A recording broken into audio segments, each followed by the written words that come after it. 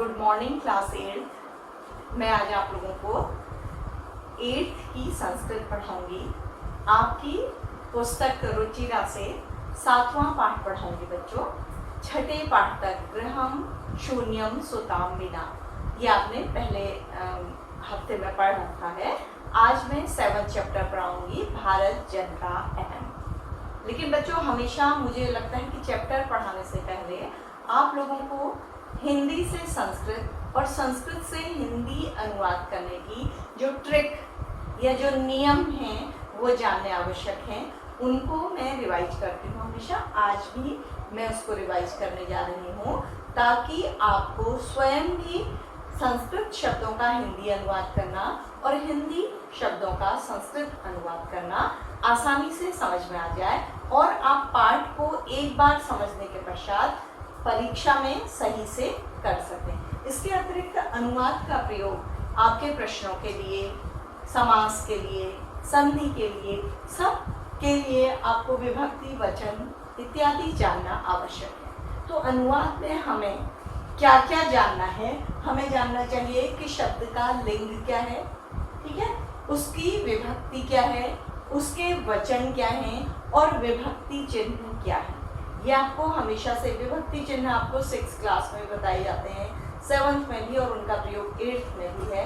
और बच्चों विभक्ति चिन्हों का प्रयोग आपको 10th तक भी करवाया जाता है, उनका काम होता है। तो इसलिए आपको समझना जरूरी है।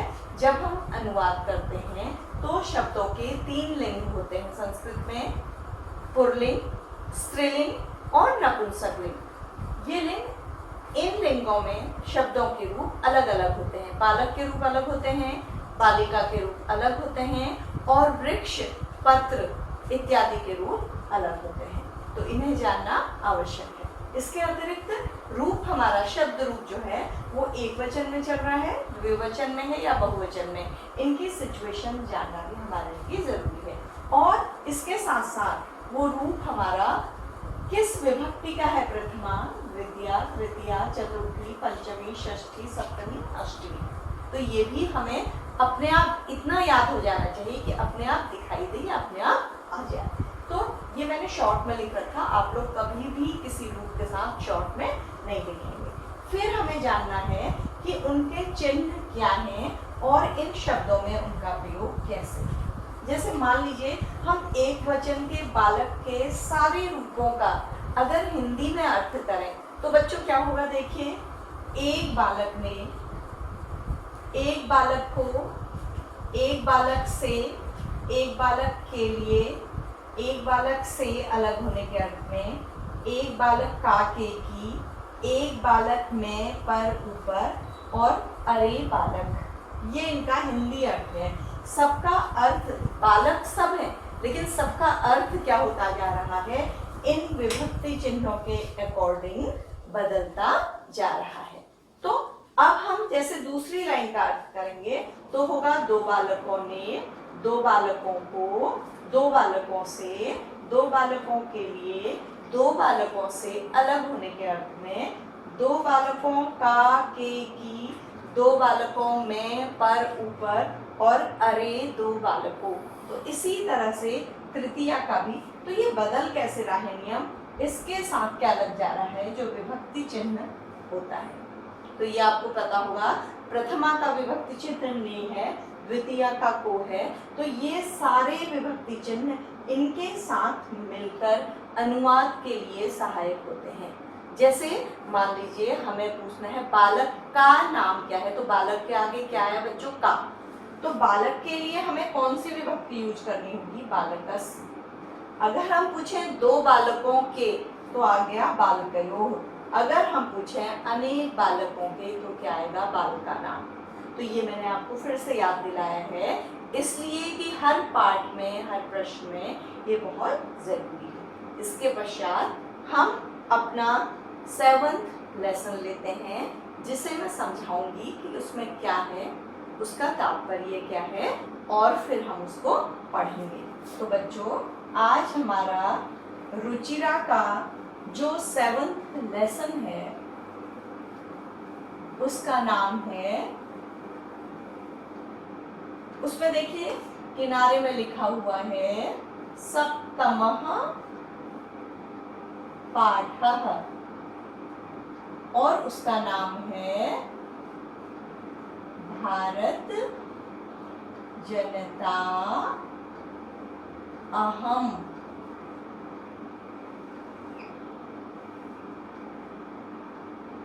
भारत जनता अहम, लास्ट में अहम है जिसे हम इस तरह से भी लिख सकते हैं और यहाँ पर कैसे लिखा हुआ है, इस तरह से म में क्या लगा दिया गया है, हलंत लगा दिया गया है।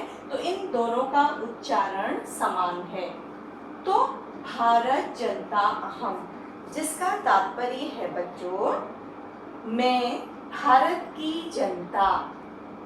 ठीक है, अगर हम इसका सेंटेंस बनाएंगे तो हम कर देंगे मैं भारत की जनता हूँ। तो भारत, भारत जनता, बीच में विभक्ति चिन्ह हटा हुआ है, भारत की जनता अहम मैं भारत की जनता। इसका हिंदी में अनुवाद हो गया मैं भारत की जनता। मतलब क्या हो गया इसका कि मैं भारत का रहने वाला हूं। ठीक है, अब इसके नाम से ही समझ में आ रहा है कि कवि ने या रचनाकार ने इसमें भारतीय जनता के, भारत में रहने वाले लोगों की विशेषताएं बताई होंगी। तो आप देखिए पाठ के सबसे ऊपर आइए, उसमें जो हिंदी में कैप्शन लिखा हुआ है मैं उसको पढ़ रही हूँ आपके सामने। आपके सामने बच्चों, आपके पास अब तो रुचिरा पुस्तक आपने खरीद ली होगी, अब मार्केट खुल गई है तो आप पुस्तक खोलिएगा सामने, मैं भी अपने पास से पढ़ूंगी। और या आपने अभी पुस्तक नहीं खरीदी है तो डाउनलोडेड पीडीएफ जो आपके पास है उसमें देखिएगा, आराम से एक एक शब्द देखिएगा बच्चों, क्योंकि पढ़ना खाली खाना पूर्ति नहीं है, हमें सीखनी है कोई चीज। और ये पाठ आपके कैसे कैसे काम आ सकता है ये मैं बताती हूँ बच्चों। पढ़ाई में जो भी हम पढ़ते हैं वो पूरी जिंदगी में याद रखने के लिए है, भूलने के लिए नहीं। कभी भी भारत देश के बारे में निबंध आता है, आपको डिबेट बोलना होता है, कहीं पर ग्रुप डिस्कशन करना होता है, कक्षा में कोई ऐसी वार्ता या इस तरह का अनुच्छेद लेखन, पैराग्राफ राइटिंग आ जाता है, इंग्लिश में आ जाता है, तो आपको इसके थॉट्स काम आते हैं। तो इसलिए ये केवल इसलिए नहीं है कि आप एग्जाम पास करें, ठीक है, ये इसलिए भी है कि आपको इसकी बातों को सीखना है। ठीक, तो मैं पढ़ रही हूँ इसको।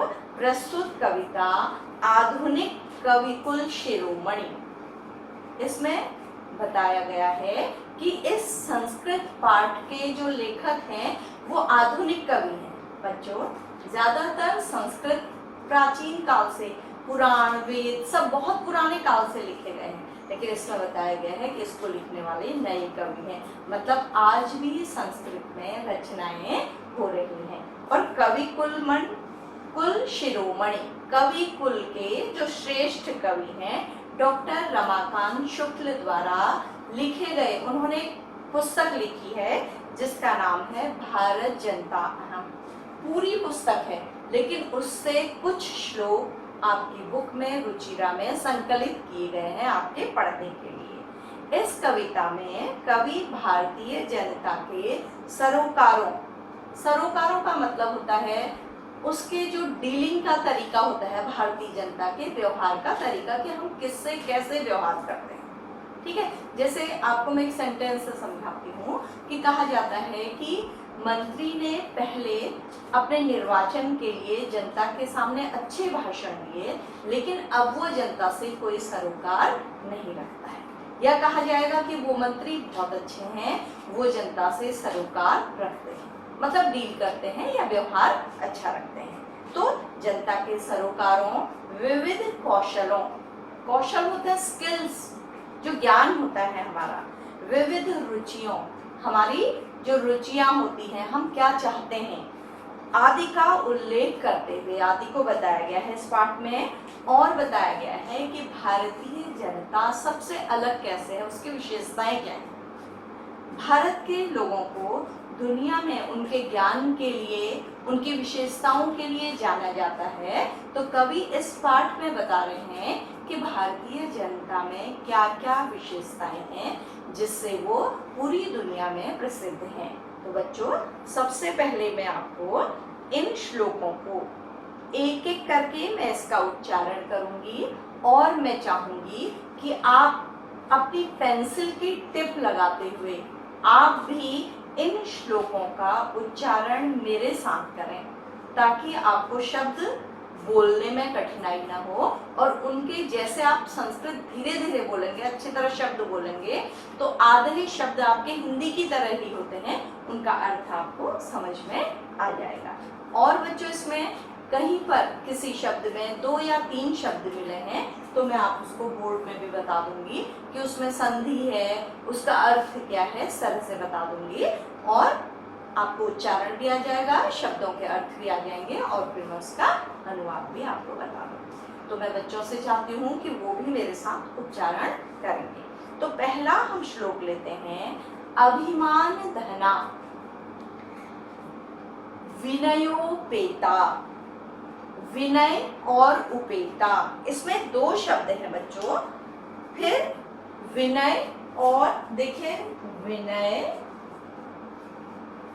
प्लस उपेता, ये आपको एक मैम ने संधि पढ़ाई है अभी, पता है आपकी ये गुण संधि है बच्चों। ये क्या बन जाता है, विनयोपेता।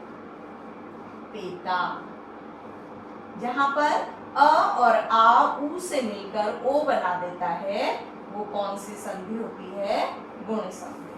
ठीक है। शालीना, शालीन। भारत, भारत की।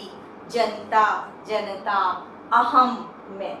अब यहाँ पर आप एक चीज और देख रहे हैं नया, ये भी आपको पता होगा क्योंकि 6-7 में आपको बताया गया होगा बच्चों। आपने देखे जनता, अहम, तो जिसको मैं अ की तरह प्रोनाउंस कर रही हूँ वो कैसे लिखा गया है, एस की तरह। तो ये एस नहीं है, ये क्या है, अ है। इसे पूर्व रूप अ कहा जाता है संस्कृत में।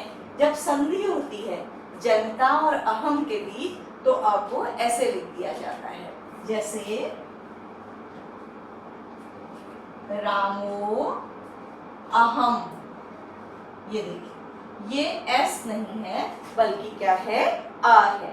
ठीक है। वे पहला हो गया, पहली लाइन, अभिमान धना विनयोपेता शालीना भारत जनता अहम। कुलिशात अपि, 2 शब्द हैं देखिए, कुलिशात और फिर है अपि। ये व्यंजन संधि होती है जो आपके सिलेबस में नहीं है। कुलिशात का मतलब होता है वज्र, अपि का मतलब होता है भी। वज्र क्या होता है बच्चों, सबसे कठोर वस्तु मानी जाती है। ठीक है। कठिना, कठिन, कठोर। कुसुमात अपि, फिर वही है, 2 शब्द हैं, कुसुमात और अपि। तो क्या हो जाएगा, फूल से भी, फूल से भी, सुकुमारा, कोमल। भारत जनता अहम, भारत की जनता हूं मैं। तो इस तरह से पहले हम शब्दों का अर्थ करेंगे और फिर पूरा अनुवाद करेंगे।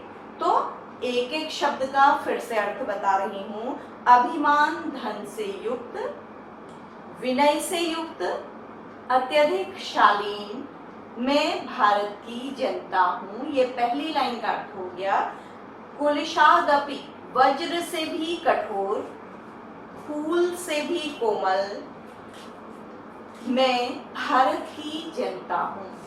तो इसमें अनुवाद में बस इतना ही होगा, आपको परीक्षा में इतना ही लिखना होगा। क्या लिखना होगा, अभिमान के धन से युक्त, विनय से युक्त, शालीन, मैं भारत की जनता हूं, वज्र से भी कठोर, फूल से भी कोमल, मैं भारत की जनता हूं।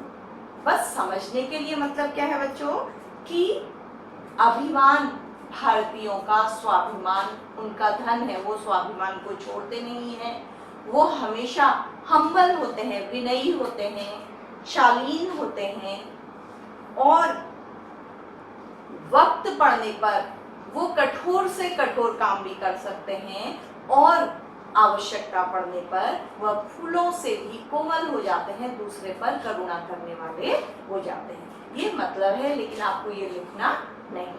कॉपी में कितना लिखना होगा? जितना अनुवाद कक्षा के साथ भेजा गया है। अब इसी पाठ का दूसरा श्लोक है, निवसामि रहती हूं समस्ते संपूर्ण संसारे। देखिए आप, मैं आपको एक चीज और बताती हूँ, संसारे यह है बालके, सप्तमी एक वचन का शब्द है संसार में। और संसार में मैंने इसका अर्थ कैसे किया? क्योंकि सप्तमी का विभक्ति चिन्ह है में, तो संसारे संसार में। मन्ये च मानती हूँ, च मीन्स और। हमेशा शब्द के साथ नियम है बच्चों, जिस शब्द के आगे च होता है वो कूद कर कहाँ जाता है? पीछे आ जाता है। कुटुम्बम वसुंधराम, कुटुम्बम परिवार को, वसुंधराम पूरी दुनिया को। प्रेयः प्रिय, श्रेयः कल्याणकारी, च कहाँ आ जाएगा? श्रेय के पहले आ जाएगा। तो प्रिय और कल्याणकारी। चिनोमि उभयम, देखिए दो शब्द मिले हुए हैं, मैं फिर से उनको आपको लिखकर बता रही हूँ। चिनोमि उभयम, चिनोमि और प्लस उभयम, क्या मिलकर हो गया? चिनोम्य उभयम। ये कौन सी संधि बन गई है आपकी? यण संधि बन गई है बच्चों, आपने यण संधि भी पढ़ी होगी। चिनोम्युभयम, चुनती हूँ, उभयम मीन्स दोनों को। सुविवेका, विवेक से युक्त, भारत जनता अहम, मैं भारत की जनता हूँ। तो दूसरे श्लोक में क्या क्या बताया गया है? पहले आपने शब्दों के अर्थ जाने, अब पूरा अनुवाद देखिए। मैं सारे संसार में निवास करती हूँ, पूरी वसुधा को या पूरे विश्व को परिवार मानती हूँ। मैं प्रिय, अच्छा लगने वाला और कल्याणकारी चुनती हूँ। मैं विवेकशील भारत की जनता हूँ। तो एक एक शब्दों का अर्थ जानने के पश्चात आपने पूरे श्लोक का क्या कर लिया? अनुवाद कर लिया। अब इसका मतलब क्या है बच्चों? निवसामि समस्ते संसारे, मैं सारे संसार में रहती हूँ। भारत की जनता सारे संसार में कैसे रहती है बताइए? आप देखेंगे कि भारत के लोग विश्व के समस्त देशों में फैले हुए हैं, वहाँ काम करते हैं, वहाँ ज्ञान बांटते हैं, वहाँ पढ़ते हैं, वहाँ जॉब करते हैं, ठीक है। मन्ये कुटुम्बम वसुंधराम, और हम सारे संसार से इस तरह से व्यवहार करते हैं, उसकी चिंता ऐसे करते हैं जैसे वो हमारा क्या हो? परिवार हो। वसुधैव कुटुम्बकम, हमारा पुराना सिद्धांत है बच्चों कि पूरा परिवार, पूरा संसार हमारा परिवार है। प्रेयः श्रेयः च चिनोमि उभयम, जो अच्छा लगता हो सबको और जो श्रेयस्कर भी हो। कभी कभी अच्छा लगने वाला क्या होता है बच्चों? मान लो बहुत अच्छी चीज है लेकिन वो सबके लिए कल्याणकारी नहीं होती है, लेकिन भारत की जनता जो प्रिय हो और जो कल्याणकारी हो उस काम का चुनाव करती है, वहां आगे बढ़ती है उस दिशा में। सुविवेका, तो विवेक से युक्त। विवेक क्या होता है? अच्छा करने की सोच, तो उससे युक्त मैं भारत की जनता हूँ। ये आपको समझाने के लिए कह रही हूँ, जिससे श्लोक का अनुवाद आपको आ जाएगा। तो ये आपका दूसरा श्लोक है। अब आपका तीसरा श्लोक है, देखिएगा मेरे साथ। विज्ञान धना अहम, ज्ञान धना, साहित्य कला संगीत परा, आध्यात्म सुधा तटनी, स्नानैः परिपूता भारत जनता अहम। विज्ञान धना अहम, फिर से अ का प्रयोग किया गया है जो मैंने आपको बताया था। तो विज्ञान धन वाली अहम मैं हूँ, मेरे पास विज्ञान रूपी धन है, ज्ञान धना ज्ञान रूपी धन है। साहित्य कला संगीत परा, साहित्य कला संगीत में मैं पारंगत हूँ या कुशल हूँ, या मुझे साहित्य संगीत और कला आता है। आध्यात्म सुधा तटनी स्नाने, देखिए कठिन है, कितने शब्द हैं इसमें। आध्यात्म सुधा और तटिनी, 3 शब्द मिले हुए हैं। तो आध्यात्म रूपी अमृत की नदी, ये इसका अर्थ हुआ। बच्चों जब शब्द मिल जाते हैं तो उनके बीच के जो विभक्तियां हैं वो क्या हो जाती हैं, हट जाती हैं। उसका अर्थ समझ में ऐसे आता है, आध्यात्म अमृत रूपी नदी, ठीक है। स्नाने नहाई हुई, परिपूता पवित्र हुई, भारत की जनता हूं मैं, या मैं भारत की जनता हूं। तो इसका पूरा अनुवाद होगा, पहले देखिए। विज्ञान धन से युक्त, ज्ञान रूपी धन से युक्त, साहित्य कला और संगीत में पारंगत, आध्यात्म अमृत रूपी नदी में नहाई हुई, पवित्र हुई, नहाकर पवित्र हुई, मैं भारत की जनता हूँ। ये अनुवाद हो गया। अब आपको समझाने के लिए क्या इसमें बताया गया है कि भारतीय जनता जो है विज्ञान को अपना सर्वश्रेष्ठ धन समझती है और ज्ञान उसके लिए सर्वश्रेष्ठ धन है। वह केवल उसके पास विज्ञान और ज्ञान ही नहीं है, वो लिटरेचर में, कला आर्ट में विभिन्न तरह के, और संगीत में म्यूजिक में भी पारंगत है, कुशल है, उसे भी जानती है। आध्यात्म सुधा तटनी, उसने आध्यात्म की नदी में स्नान किया है, यानी कि आध्यात्म को भी सीखा है। आध्यात्म मतलब स्पिरिचुअल पार जो है भारत की, वो बहुत प्रसिद्ध है बच्चों। तो उसने आध्यात्म की नदी में स्नान भी किया है, इसका मतलब है वह आध्यात्म को भी जानती है और आध्यात्म को जानकर ऐसी पवित्र जनता है। तो किसके लिए बताया गया है ये? भारत की जनता के लिए, उसकी विशेषताओं के लिए। और प्रकारांतर से बच्चों ये क्या किया गया है, भारत देश की विशेषताओं को ही बताया गया है, क्योंकि भारत देश में रहने वाले लोग उसके लिए इम्पोर्टेंट हैं और जो उनकी विशेषताएं होती हैं, अगर जनता आध्यात्म से युक्त होगी, ज्ञान से युक्त होगी, तो देश को भी आध्यात्म और ज्ञान से युक्त माना जाएगा। तो हम आज अपने इस पाठ को, इस लेसन को यहीं पर रोक रहे हैं। इससे अधिक, क्योंकि आज आपके लिए लिखने का काम भी है बच्चों, आपको क्या क्या करना है इसमें मैं ये बता दे रही हूँ। इस पाठ में आपके शब्द अर्थ भी हैं।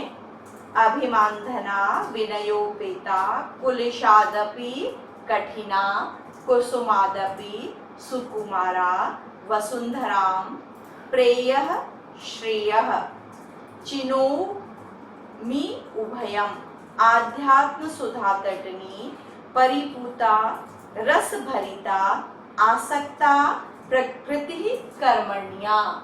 ये आपके जो शब्द अर्थ हैं उनको बोलकर आपको मैंने बताया है। इसमें से हमने ज्यादातर शब्द जो हैं उनके अर्थ आज पाठ में जान भी लिए हैं। तो 3-4 ऐसे शब्द हैं जो हमारे अगली कक्षा में प्रयोग किए जाएंगे, वो आपको फिर समझ में आ जाएंगे। तो आपको शब्द अर्थ लिखने हैं और 3 श्लोक जो मैंने आपको उच्चारित करके बताए हैं उन्हें पढ़ना सीखना है और उनका अर्थ अपनी कॉपी में लिखना है। बच्चों आप काम कर रहे हैं ना, हमें पूरा विश्वास है कि आप अपना रोज रोज का काम कर लेंगे, अपने काम को जमा नहीं करेंगे, क्योंकि इन परिस्थितियों में सभी को अलर्ट रहकर अपना काम करना है। तो बच्चों आज हमने जाना, आपके 7वें पाठ से पहले मैंने आपको अनुवाद के नियम बताए, फिर पाठ के बारे में बताया, कवि का नाम बताया, फिर श्लोक पढ़ के बताए, उनका अनुवाद बताया और आपको शब्दों के अर्थ लिखने हैं, उनका उच्चारण बताया। तो इस तरह से आज का पाठ हमारा यहीं पर समाप्त होता है।